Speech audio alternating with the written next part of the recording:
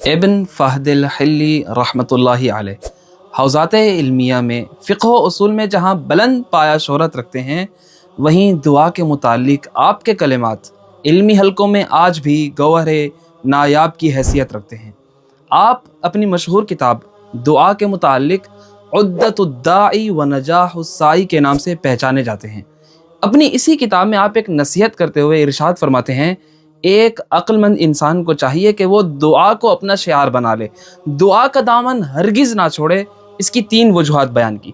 پہلی وجہ یہ ہے کہ دعا کی قرآن اور روایات میں بڑی فضیلت بیان کی گئی ہے۔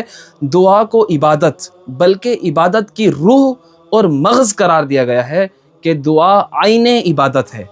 اور دوسری وجہ یہ ہے کہ ممکن ہے کسی انسان کے اوپر کوئی مصیبت، کوئی بلا، کوئی تکلیف نازل ہونے والی ہو، لیکن جب ایک انسان دعا کرتا ہے تو اللہ تعالیٰ اس مصیبت کو ٹال دیتا ہے، اس بلا کو ٹال دیتا ہے۔